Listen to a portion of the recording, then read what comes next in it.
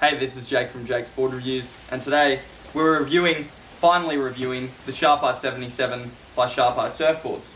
So, if I look at the board, it's relatively rocker-wise pretty medium throughout, so how we look at rocker is we turn the board over and we hold it like that, just to see how the curves are. So, it's actually a continuous rocker, so it's not a staged rocker, but the board, surprisingly, even though it is a continuous rocker, will go in kind of small surf. The day I was surfing this board was 2 foot only, and I've got a few mosquitoes on me, but that's alright. So we got a round tail on this board, offers great hold, and yeah, so that just the combination between the round tail, that medium rocker at both ends will just provide that hold in like I'd say about 2 to 8 foot surf. You could even push it in. Maybe if you're not as good of a surfer, probably 2 to 7 foot would be the wave range, and potentially you could bump it up a bit. So this one's 18 3/4 width by 2 3/8, and it comes in at exactly 26 litres. The stock one is 26.5 litres, so it's not too far off, and it's definitely not team glassing. I can feel when I put it under my arm because I have a 2 Happy. That's Wade Goodell's X-Team model, and that is, you can definitely feel when you put under your arm, that is a team rider board.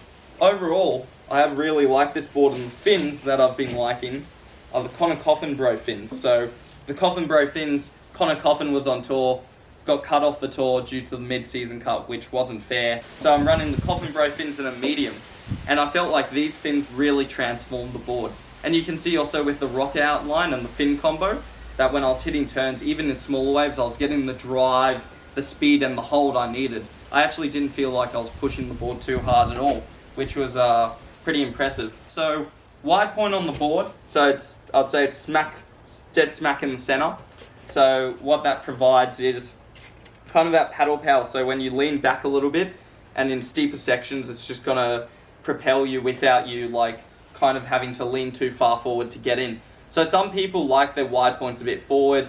I'm a person like that, but on this board, I usually do like my wide points shoved a bit more forward. As you know, you've probably watched the channel. If you have for the last couple years I've been on, I always talk about wide points, but this one's dead smack in the middle, and when you're paddling into especially hollow waves, this thing can't do no wrong. I went to surf at Urban Surf in Victoria, in Melbourne, in the wave pool, and this board was such a good choice, like to go in the hollow sections, that I felt that I could do no wrong in any section. So I made 90% of my waves on the advanced right session. So if you want a board in hollow sections or for a surf trip, or just an everyday board for better conditions, so if you live in Western Australia or somewhere punchy where you get more punchy everyday waves, so above 2.5 foot and above, then the Sharpeye 77 is a perfect board for that. Level wise, if you're an intermediate surfer, I wouldn't say it's the best option, so low end intermediate, but if you're in the mid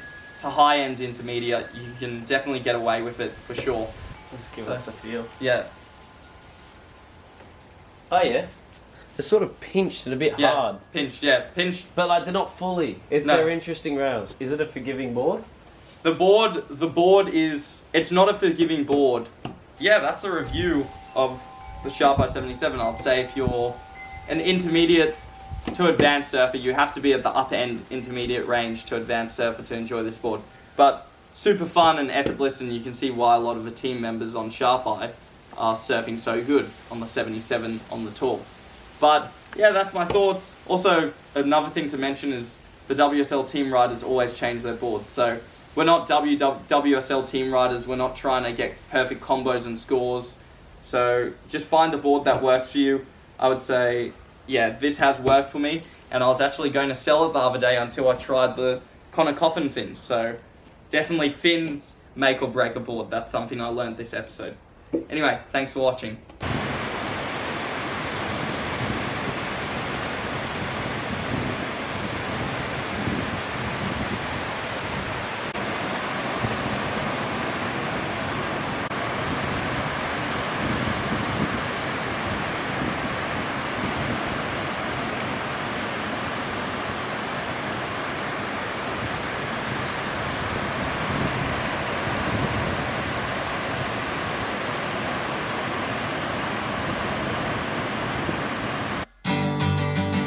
Surfboard reviews.